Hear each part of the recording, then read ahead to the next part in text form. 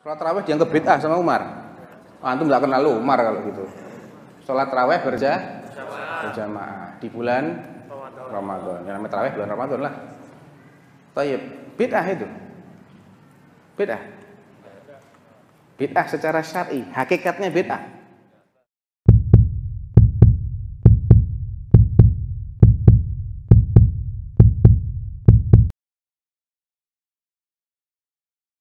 Bagaimana penjelasan beberapa ulama yang membagi bid'ah menjadi 2 macam atau 5 macam? Ya ini juga karena mereka tidak memahami antara bid'ah dengan masalah mursalah.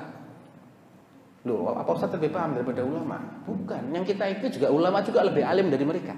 Rasulullah SAW, Rasulullah bilang kullu bid'atin dolalah. Berapa kali ngomong gitu? Bolak-balik. Masa Rasulullah nggak ngecualikan sekali aja Rasulullah bu antum bilang toh ilah bid'ah hasanah gitulah sekali aja. Nggak pernah ada ya hadisnya ya. Saya cari-cari nggak ketemu tuh hadisnya. Lah monggo yang bisa mengatakan ada bid'ah hasanah mana? Dalilnya mana? Paling kan contohnya nanti itu ilmu nahu. Lah itu maslahat mursalah bukan bid'ah Mas. Anda salah paham. Ya. Jadi karena nggak bisa membedakan antara maslahat mursalah dengan bid'ah akhirnya gagal paham. Loh ada dalilnya. Paling kan hadisnya Umar atau nikmatil bid'atu hadis. Oh kita sudah paham semua, tenang. Ahlus sunnah itu paham semua ya gitu. Itu syubhat sudah lama, udah usang, udah lapuk gitu. Ya. Antum kok guyung-guyung kenapa? Belum pernah dengar syubhat ini? Mau tahu jawabannya? Lama loh. Hah? Pertama, masalah yang dibahas apa sih?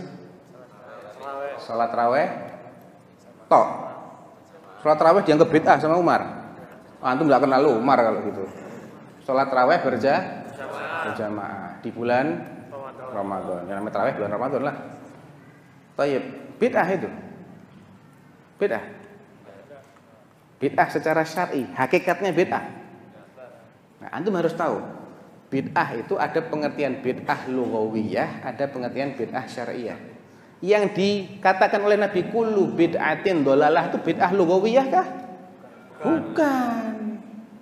Karena secara bahasa bid'ah itu ma uhditsa min ghairi mithalin sabiq.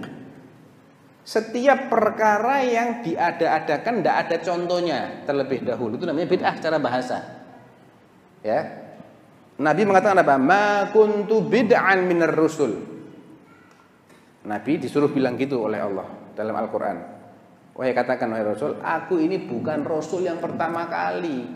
Ma kuntu bid'an minar rusul. Aku ini bukan Rasul yang pertama kali diutus. Sudah ada sebelumku Rasul.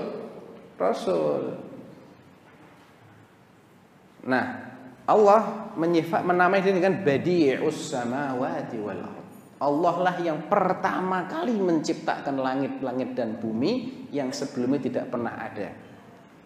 Langit-langit dan bumi adalah bid'ahnya Allah. Maksudnya apa? Kreasinya Allah tanpa pernah ada contoh sebelumnya. Secara bahasa iya. Tapi secara istilah bid'ah itu hanya berkaitan dengan din. Tidak ditemukan di masa Nabi. Ya. Metode, thoriqah, tata cara fiddin dalam agama mukhtara'ah yang diada-adakan tudhahis syariah. Ini katanya Imam Asy-Syatibi. Yang mirip dengan syariat.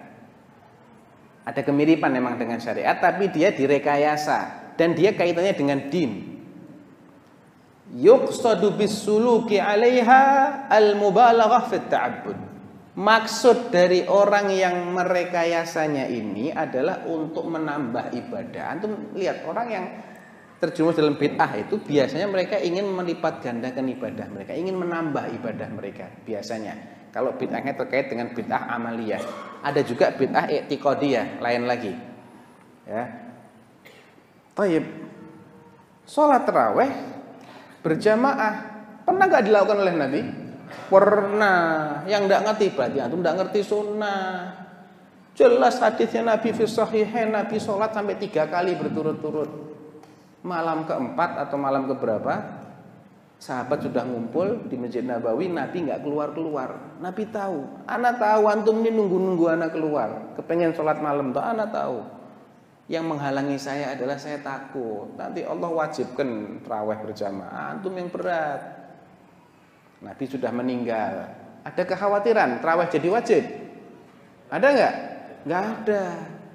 Umar melihat ini kok semrawut ya di Masjid Nabawi. Mau ada yang sholat di sana, sholat di sini. Semrawut lah, berantakan. Ahsan anak kumpulin deh satu jamaah. Diangkatlah Ubay untuk ngimami. Malam berikutnya Umar lewat, wah ini sholat sekarang berjamaah. Ni'matil bid'atu hadhihi. Mungkinkah Umar menganggap ini bid'ah dalam din?